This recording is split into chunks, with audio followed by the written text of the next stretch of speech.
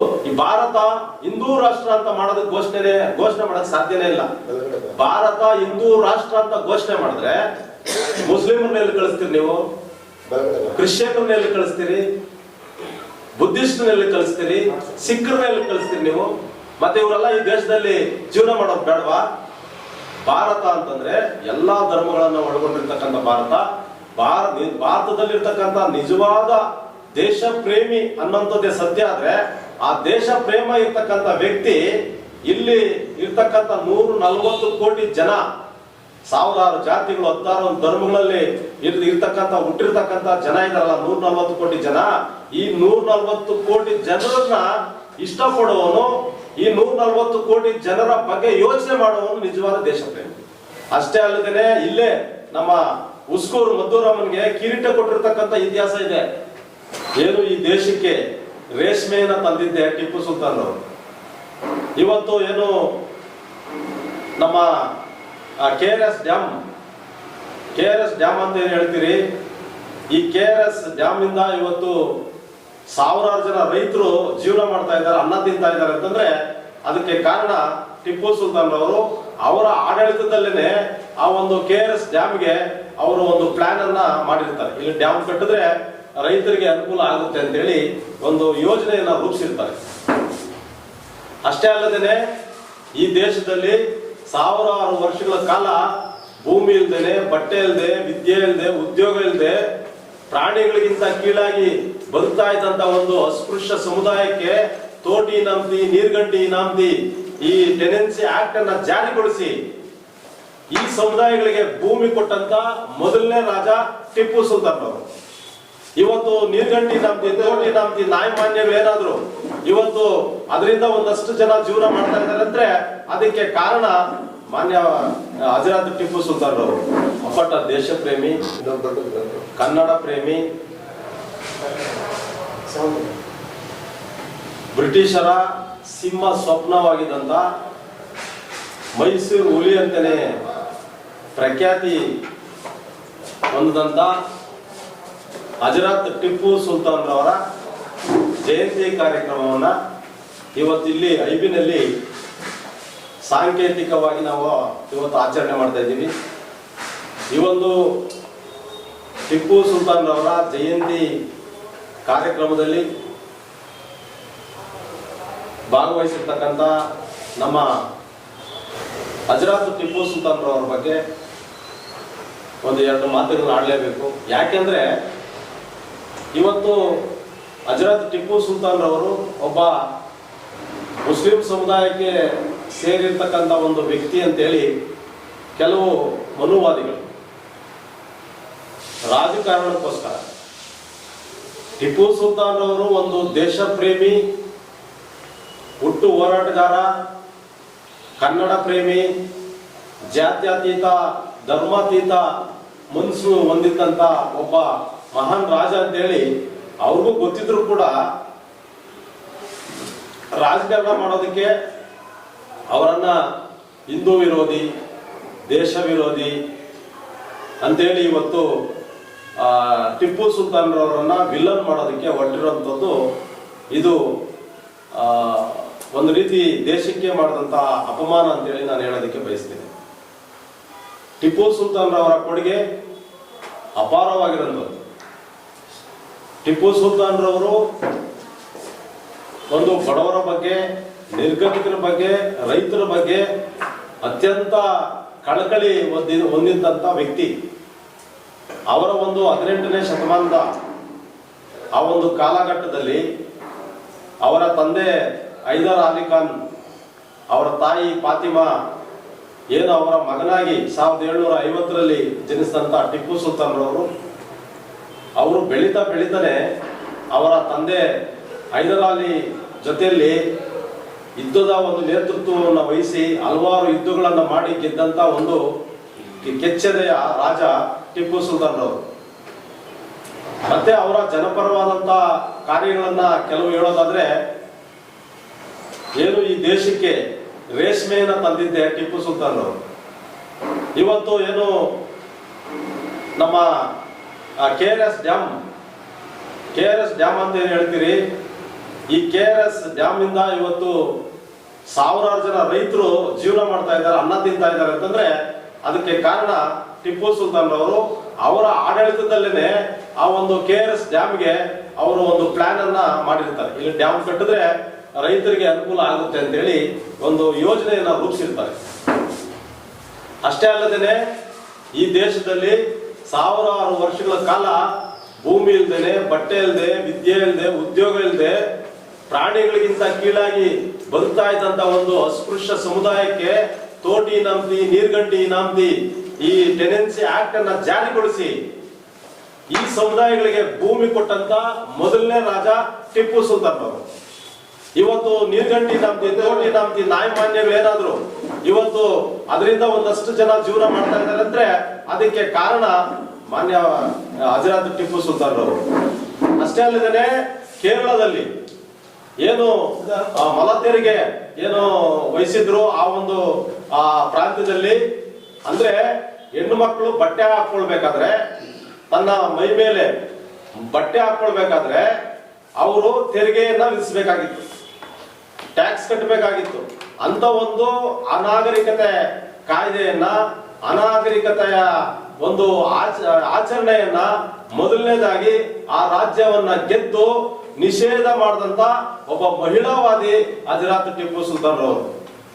ಇವತ್ತು ಹಿಂದೂ ವಿರೋಧಿಗಳಂತೇಳಿ ಏನು ಮನುವಾದಿಗಳು ಅವ್ರನ್ನ ಬಿಂಬಿಸಕ್ ಹೊರಟಿದ್ದಾರೆ, ಅವರು ಹಿಂದೂ ವಿರೋಧಿಗಳಲ್ಲ, ಅವರು ಯಾವುದೇ ಜಾತಿ, ಯಾವುದೇ ಧರ್ಮದ ವಿರೋಧಿ ಅಲ್ಲ, ಅವರು ನಿಜವಾದ ದೇಶ ಪ್ರೇಮಿ, ಕನ್ನಡ ಪ್ರೇಮಿ ಅಂತ ಹೇಳೋದಕ್ಕೆ ಬಹಳಷ್ಟು ಉದಾಹರಣೆಗಳು ಕೊಡಬಹುದು. ಅವರು ಏನು ಶ್ರೀರಂಗಪಟ್ಟಣದ ಏನು ದೇವಸ್ಥಾನದ ಮೇಲೆ ಏನು ದಾಳಿ ನಡೆದಂತ ಸಂದರ್ಭದಲ್ಲಿ, ಆ ದೇವಸ್ಥಾನವನ್ನ ದಾಳಿ ಮಾಡಿ ಧ್ವಂಸಗೊಳಿಸಿದಂತ ಸಂದರ್ಭದಲ್ಲಿ ಆ ದೇವಸ್ಥಾನನ ಸರಿ ಮಾಡೋದಕ್ಕೆ, ರಿಪೇರಿ ಮಾಡೋದಕ್ಕೆ ಇವರು ದೇಣಿಗೆ ಕೊಟ್ಟಿರುವಂತ ದಾಖಲೆ ಇತಿಹಾಸದಲ್ಲಿದೆ. ನಂಜುಂಡ ಸ್ವಾಮಿ ಏನು ನಂಜನಗೂಡಿನ ನಂಜುಂಡ ಸ್ವಾಮಿ ಆ ಒಂದು ದೇವಸ್ಥಾನ ಅಭಿವೃದ್ಧಿಗೆ ದೇಣಿಗೆ ಕೊಟ್ಟಿರತಕ್ಕಂತ ಏನು ಉದಾಹರಣೆ ಇದೆ. ಅಷ್ಟೇ ಅಲ್ಲದೇನೆ ಇಲ್ಲೇ ನಮ್ಮ ಉಸ್ಕೂರು ಮದ್ದೂರಾಮನ್ಗೆ ಕಿರೀಟ ಕೊಟ್ಟಿರ್ತಕ್ಕಂಥ ಇತಿಹಾಸ ಇದೆ. ಟಿಪ್ಪು ಸುಲ್ತಾನ್ ರವರು ಹಿಂದೂ ವಿರೋಧಿ ಆಗಿದ್ರೆ ಹಿಂದೂ ದೇವಸ್ಥಾನಗಳಿಗೆ ಯಾಕೆ ಅಷ್ಟೊಂದು ಅವರು ಒತ್ತು ಕೊಡ್ತಾ ಇದ್ರು, ಅಷ್ಟೊಂದು ಇಷ್ಟ ಪಡ್ತಾ ಇದ್ರು? ಆಮೇಲೆ ಇನ್ನೊಂದು ಬಹಳ ಮುಖ್ಯವಾಗಿ ಅವರು ಹಿಂದೂ ವಿರೋಧಿ ಅನ್ನುವಂಥದ್ದೇ ಸತ್ಯ ಆಗಿದ್ರೆ ಅವರ ಸೈನ್ಯದಲ್ಲಿ ಸೇನಾಧಿಪತಿಯಾಗಿ ಏನು ಅವ್ರ ಪಕ್ಕದಲ್ಲಿದ್ದಂತ ಇವರು ಬ್ರಾಹ್ಮಣ ಸಮುದಾಯಕ್ಕೆ ಸೇರಿದಂತ ಪೂರ್ಣಯ್ಯವರು ದಿವಾನರಾಗಿಟ್ಕೊಂತ ಇರಲಿಲ್ಲ. ಅವರು ದಿವಾನ ಪೂರ್ಣಯ್ಯನವ್ರನ್ನ, ಒಬ್ಬ ಬ್ರಾಹ್ಮಣ ಸಮುದಾಯಕ್ಕೆ ಸೇರಿದಂತ ದಿವಾನ್ ಪೂರ್ಣಯ್ಯನವ್ರನ್ನ ಅವರ ಆಸ್ಥಾನದಲ್ಲಿ ಇಟ್ಕೊಂತ ಇರಲಿಲ್ಲ. ಅವರ ಸೈನ್ಯದಲ್ಲಿ ಬಹಳಷ್ಟು ಜನ ಹಿಂದೂಗಳಿದ್ರು, ಬಹಳಷ್ಟು ಜನ ಹಿಂದೂಗಳಿಗೆ ಅವರು ಅವಕಾಶ ಕೊಟ್ಟಿದ್ರು. ಅವರು ಹಿಂದೂ ವಿರೋಧಿ ಅನ್ನೋಂಥದ್ದೇ ಸತ್ಯ ಆಗಿದ್ರೆ ಯಾಕೆ ಹಿಂದೂಗಳನ್ನ ಪಕ್ಕದಲ್ಲಿ ಇಟ್ಕೊಳ್ತಾ ಇದ್ರು? ಎಲ್ಲ ಮುಸಲ್ಮಾನರು ಇಟ್ಕೊಳ್ಳೋರು, ಮುಸಲ್ಮಾನರಿಗೆ ಅನುಕೂಲ ಮಾಡೋರು, ಮುಸಲ್ಮಾನರಿಗೋಸ್ಕರ ಅವರು ಯೋಜನೆಗಳು ರೂಪಿಸೋರು. ಆದ್ರೆ ಇವತ್ತು ಟಿಪ್ಪು ಸುಲ್ತಾನ್ ರವರನ್ನ ಒಬ್ಬ ಹಿಂದೂ ವಿರೋಧಿ, ದೇಶ ವಿರೋಧಿ ಅಂತೇಳಿ ಹೇಳಕ್ ಹೊಟ್ಟಿರ್ತಕ್ಕಂತ ಈ ಮತೀಯವಾದಿಗಳು, ಇವರು ನಿಜವಾದಂತ ಮತೀಯವಾದಿಗಳು, ನಿಜವಾದ ದೇಶದ್ರೋಹಿಗಳು ಇವರು. ಯಾಕೆ ಹೇಳ್ತೀನಿ ಅಂದ್ರೆ ಈ ಮಾತು, ಈ ದೇಶ ಭಾರತ ದೇಶ ಒಂದು ಧರ್ಮದ ಆಧಾರದ ಮೇಲೆ ದೇಶ ಕಟ್ಟೋದಕ್ಕಾಗಲ್ಲ, ಒಂದು ಜಾತಿಯ ಆಧಾರದ ಮೇಲೆ ದೇಶ ಕಟ್ಟಕ್ಕಾಗೋದಿಲ್ಲ. ಈ ಭಾರತ ದೇಶ ಒಂದೇ ಧರ್ಮ ಅಲ್ಲ, ಒಂದೇ ಜಾತಿ ಅಲ್ಲ, ಒಂದೇ ಸಂಪ್ರದಾಯ ಆಚಾರ ವಿಚಾರಗಳನ್ನ ತುಂಬಿರ್ತಕ್ಕಂಥ ದೇಶ ಅಲ್ಲ. ಭಾರತ ದೇಶ ಅಂದ್ರೆ ವಿವಿಧತೆಯಲ್ಲಿ ಏಕತೆ, 16 ಧರ್ಮಗಳು, ಸಾವಿರಾರು ಜಾತಿಗಳು, ಸಾವಿರಾರು ಆಚಾರ ವಿಚಾರಗಳು ತುಂಬಿರ್ತಕ್ಕಂಥ ಭಾರತ, ವಿವಿಧತೆಯಲ್ಲಿ ಏಕತೆಯನ್ನ ತುಂಬಿರ್ತಕ್ಕಂಥ ಭಾರತ. ಇದು ಜಾತ್ಯತೀತ ರಾಷ್ಟ್ರವಾಗಬೇಕು, ಧರ್ಮಾತೀತ ರಾಷ್ಟ್ರ ಆಗಬೇಕು. ಈ ಭಾರತ ಬೆಳಿಬೇಕು, ವಿಶ್ವದಲ್ಲಿ ಭಾರತ ವಿಶ್ವ ಗುರುವಾಗಿ ನಿಲ್ಬೇಕಾದ್ರೆ ಧರ್ಮದ ಆಧಾರದ ಮೇಲೆ, ಜಾತಿಯ ಆಧಾರದ ಮೇಲೆ ಅಳತೆ ಮಾಡಿ ದೇಶ ಕಟ್ಟೋದಕ್ಕೆ ಸಾಧ್ಯ ಇಲ್ಲ. ಒಂದು ಈ ಭಾರತ ಹಿಂದೂ ರಾಷ್ಟ್ರ ಅಂತ ಮಾಡೋದಕ್ಕೆ ಘೋಷಣೆ ಮಾಡಕ್ ಸಾಧ್ಯನೇ ಇಲ್ಲ. ಭಾರತ ಹಿಂದೂ ರಾಷ್ಟ್ರ ಅಂತ ಘೋಷಣೆ ಮಾಡಿದ್ರೆ ಮುಸ್ಲಿಮರನ್ನ ಎಲ್ಲಿ ಕಳಿಸ್ತೀರಿ ನೀವು? ಕ್ರಿಶ್ಚಿಯನ್ರನ್ನ ಎಲ್ಲಿ ಕಳಿಸ್ತೀರಿ? ಬುದ್ಧಿಸ್ಟ್ನೆಲ್ಲಿ ಕಳಿಸ್ತೀರಿ? ಸಿಖ್ರನ್ನ ಎಲ್ಲಿ ಕಳಿಸ್ತೀರಿ ನೀವು? ಮತ್ತೆ ಇವರೆಲ್ಲ ಈ ದೇಶದಲ್ಲಿ ಜೀವನ ಮಾಡೋದು ಬೇಡವಾ? ಭಾರತ ಅಂತಂದ್ರೆ ಎಲ್ಲಾ ಧರ್ಮಗಳನ್ನ ಒಳಗೊಂಡಿರ್ತಕ್ಕಂಥ ಭಾರತದಲ್ಲಿರ್ತಕ್ಕಂಥ ನಿಜವಾದ ದೇಶ ಪ್ರೇಮಿ ಅನ್ನೋಂಥದ್ದೇ ಸತ್ಯ ಆದ್ರೆ, ಆ ದೇಶ ಪ್ರೇಮ ಇರ್ತಕ್ಕಂಥ ವ್ಯಕ್ತಿ ಇಲ್ಲಿ ಇರ್ತಕ್ಕಂಥ 140 ಕೋಟಿ ಜನ, ಸಾವಿರಾರು ಜಾತಿಗಳು, 16 ಧರ್ಮಗಳಲ್ಲಿ ಇರ್ತಕ್ಕಂಥ ಹುಟ್ಟಿರ್ತಕ್ಕಂಥ ಜನ ಇದಾರಲ್ಲ, 140 ಕೋಟಿ ಜನ. ಈ 140 ಕೋಟಿ ಜನರನ್ನ ಇಷ್ಟಪಡುವವನು, ಈ 140 ಕೋಟಿ ಜನರ ಬಗ್ಗೆ ಯೋಚನೆ ಮಾಡುವವನು ನಿಜವಾದ ದೇಶ ಪ್ರೇಮ. ದೇಶ ಪ್ರೇಮ ಅಂತಂದ್ರೆ ನಮ್ಮ ಬಾವುಟಕ್ಕೆ ಸೆಲ್ಯೂಟ್ ಹೊಡೆದಲ್ಲ, ನಮ್ಮ ಏನು ನ್ಯಾಷನಲ್ ಫ್ಲಾಗ್ ಅಂತ ಏನ್ ಹೇಳ್ತೀವಿ, ಈ ಫ್ಲಾಗ್ಗೆ ಸೆಲ್ಯೂಟ್ ಹೊಡೆಯುವಂಥದ್ದಲ್ಲ, ಅಥವಾ ಭೂಪಟ ಏನು ನಮ್ಮ ದೇಶದ ಒಂದು ಭೂಪಟ ಇದೆಯಲ್ಲ, ಇದು ಮಾತ್ರ ಭಾರತ ಅಲ್ಲ. ಈ ಭಾರತದಲ್ಲಿರ್ತಕ್ಕಂಥ ಮಣ್ಣು, ಕಲ್ಲು, ಗುಡ್ಡ, ಬೆಟ್ಟಗಳು ಮಾತ್ರ ಭಾರತ ಅಲ್ಲ. ಭಾರತ ದೇಶ.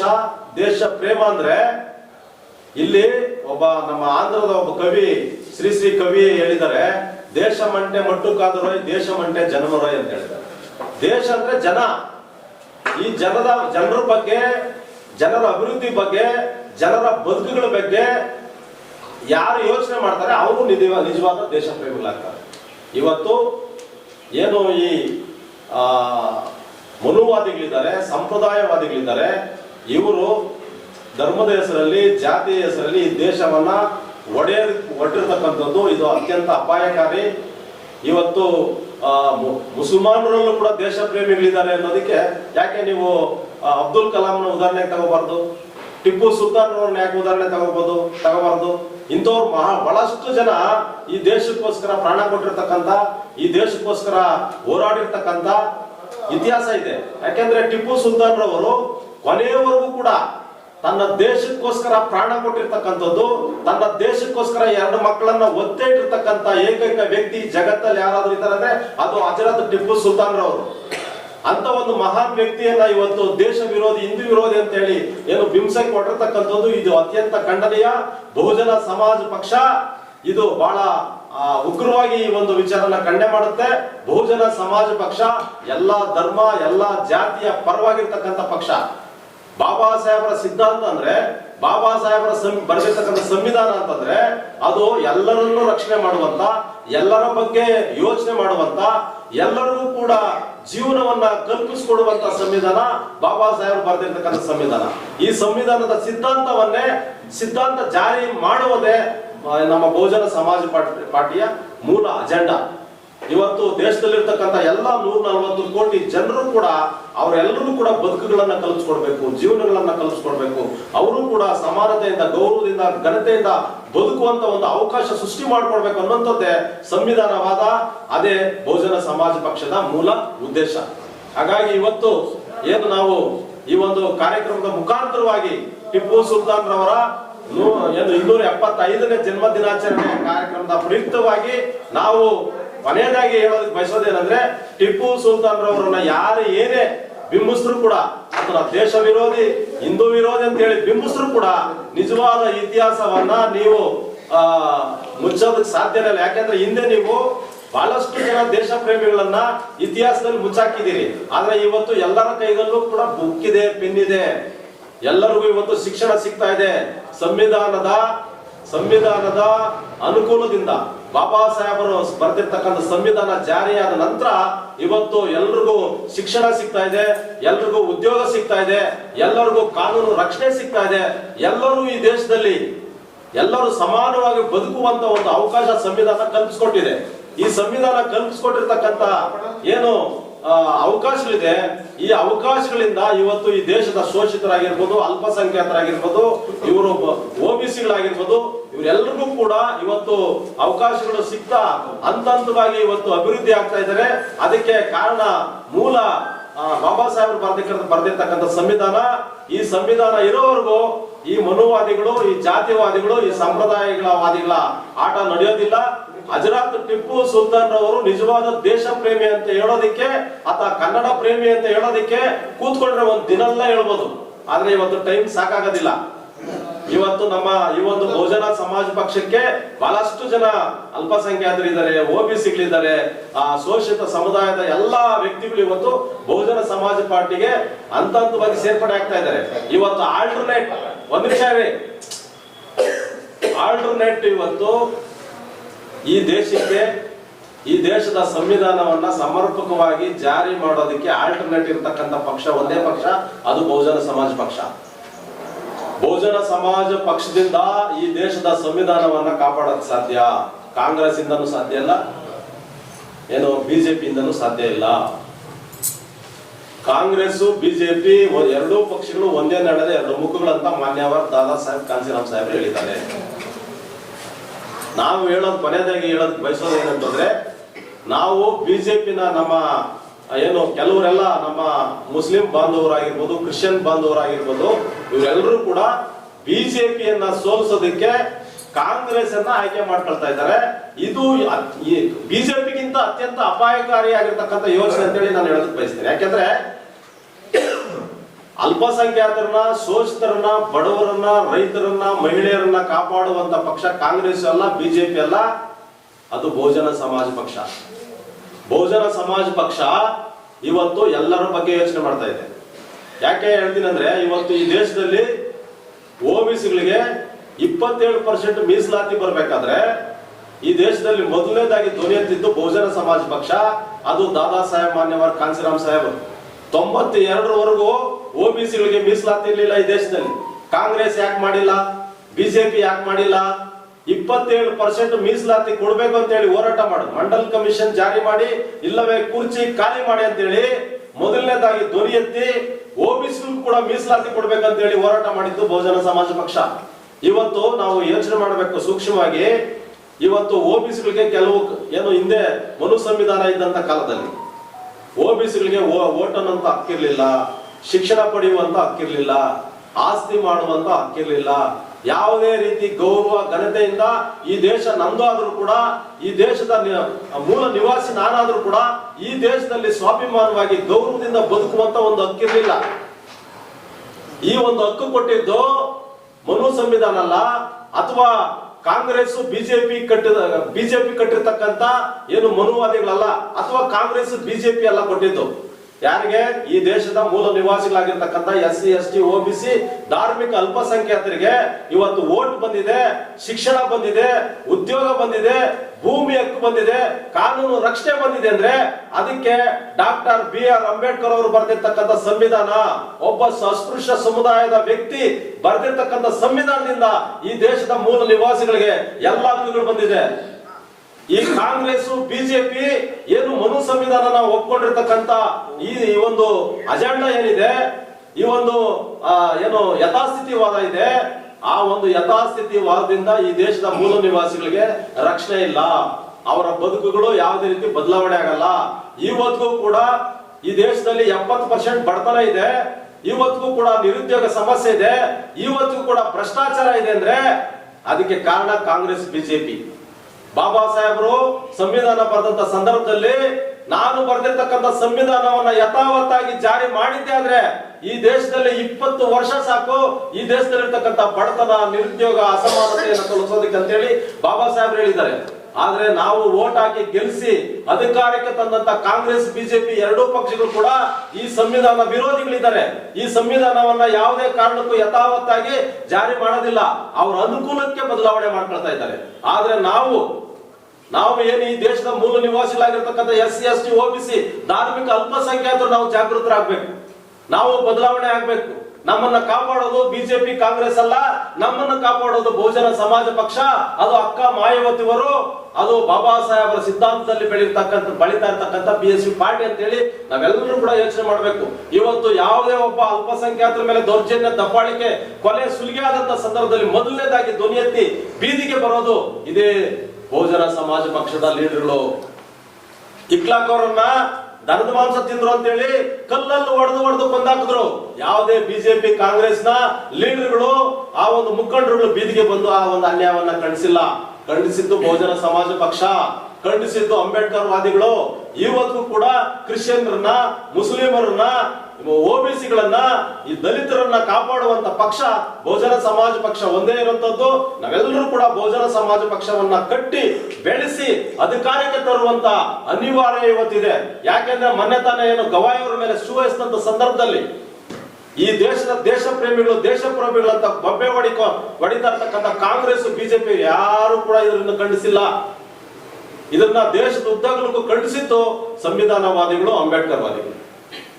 ಯಾಕೆ ಇವ್ರಿಗೆ ಒಬ್ಬ ಉಚ್ಚ ನ್ಯಾಯಾಲಯ ಒಬ್ಬ ಸುಪ್ರೀಂ ಕೋರ್ಟ್ ಜಡ್ಜ್ ಮೇಲೆ ಶೂ ಎಸಿದ್ದಾರೆ ಅಂತಂದ್ರೆ ಅದನ್ನ ಖಂಡನೆ ಮಾಡುವಂತ ಜವಾಬ್ದಾರಿ ಈ ಪಕ್ಷಗಳಿಗಿಲ್ವಾ? ಒಂದು ಸಾಮಾಜಿಕ ಕ್ಷೇತ್ರದಲ್ಲಿ ಇರ್ತಕ್ಕಂಥ ಲೀಡರ್ಗಳಿಗೆ ಖಂಡನೆ ಮಾಡುವಂತ ಒಂದು ಜವಾಬ್ದಾರಿ ಇಲ್ವಾ? ಇವ್ರು ಯಾರು ಕೂಡ ಖಂಡನೆ ಮಾಡಿಲ್ಲ. ಯಾಕಂದ್ರೆ ಇವರು ಸಂವಿಧಾನನ ಒಪ್ಕೊಳ್ಳಲ್ಲ. RSS ಕಟ್ಟಿದ್ದೆ ಕಾಂಗ್ರೆಸ್ನವರು. ಕಾಂಗ್ರೆಸ್ ಎತ್ತ ಮನೆನೇ ಬಿಜೆಪಿ, ಕಾಂಗ್ರೆಸ್ ಎತ್ತು ಮಗುನೇ ಬಿಜೆಪಿ ಕಾಂಗ್ರೆಸ್ ಎರಡೂ ಕೂಡ ಒಂದೇ ನಡೆದ ಎರಡು ಮುಖಗಳು. ಒಬ್ರು ಒದ್ದಂಗ್ ನಾಟಕ ಮಾಡ್ತಾರೆ, ಇನ್ನೊಬ್ರು ಹತ್ತಂಗ್ ನಾಟಕ ಮಾಡ್ತಾರೆ. ಯಾವುದೇ ಕಾರಣಕ್ಕೂ ನಾವು ಮೋಸ ಹೋಗ್ಬಾರ್ದು. ನಮ್ಮ ಮುಂದಿನ ಪೀಳಿಗೆಗೆ ಒಂದು ಒಳ್ಳೆ ಭವಿಷ್ಯ ರೂಪಿಸ್ಬೇಕಾದ್ರೆ ನಮಗೆ ಒಂದೇ ಆಧಾರ ಇರೋದು ಬಹುಜನ ಸಮಾಜ ಪಕ್ಷನ ಕಟ್ಟಿ ಬೆಳೆಸ್ಬೇಕಂತ ಹೇಳಿ ಈ ಮುಖಾಂತರ ನಾನು ಹೇಳೋದಕ್ಕೆ ಬಯಸ್ತೇನೆ. ಎಲ್ರಿಗೂ ನಮಸ್ಕಾರ. ಜೈ ಭೀಮ್.